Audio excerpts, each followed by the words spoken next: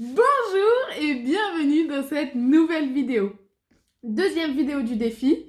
Aujourd'hui, on va vous parler de l'importance de boire de l'eau.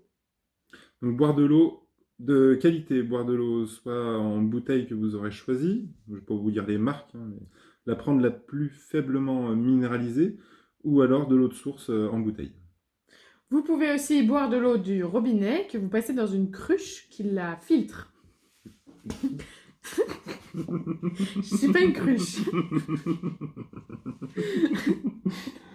Donc je vous invite tout de suite à arrêter, mettre pause à cette vidéo. Donc je vous invite tout de suite à mettre pause à cette vidéo Et de boire un verre d'eau. et de boire un verre d'eau. À tout de suite. On sent mieux. Hein. Alors l'important, c'est de boire de l'eau si on la stocke, c'est soit dans une gourde qui est propre, soit dans une bouteille en verre. Il ne faut pas récupérer les bouteilles en plastique. Et les remplir.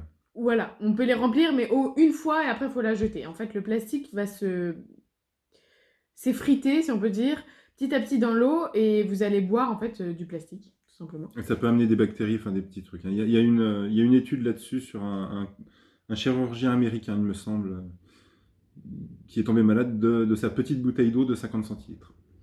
Et ils cherchaient de partout, ils n'ont jamais trouvé, jusqu'au moment où justement ils ont trouvé que il avait cette habitude-là de remplir sa bouteille d'eau à chaque fois et d'utiliser tout le temps la même.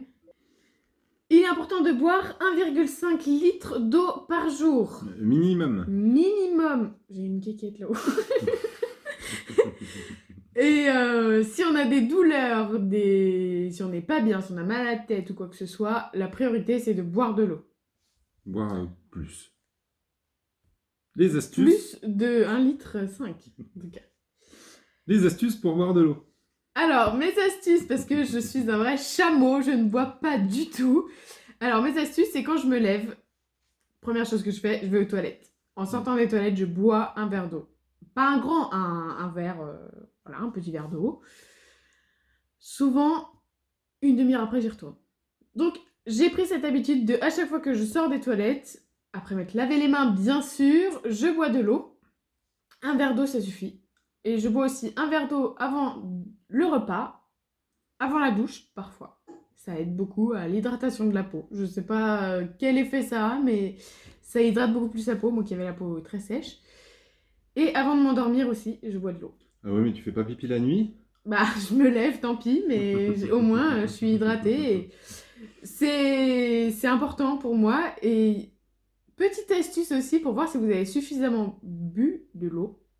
Ça va peut-être vous paraître dégueu, mais quand vous tirez la chasse, vous regardez la couleur de votre urine. Si plus elle est claire, plus vos reins sont propres et ont filtré de l'eau propre.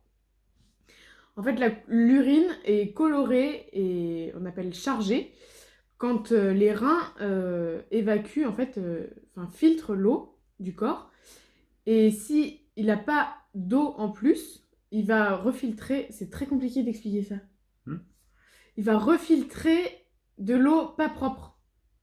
Ou il aura plus d'eau à filtrer en tout cas, parce que le corps, si on élimine et qu'on ne reboit pas, le corps n'a pas d'eau. Du coup, ça va fatiguer les reins d'avoir à traiter toutes ces toxines.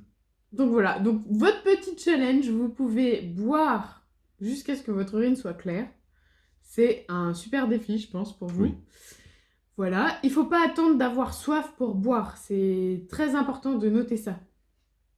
En fait, plus on va boire, plus on va avoir envie de boire. C'est tout simple. Santé. Santé. Donc il est important de boire que de l'eau.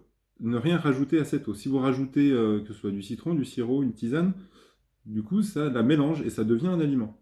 Du coup ça va entamer une digestion et le corps va avoir du mal à séparer l'aliment de l'eau pour récupérer cette eau.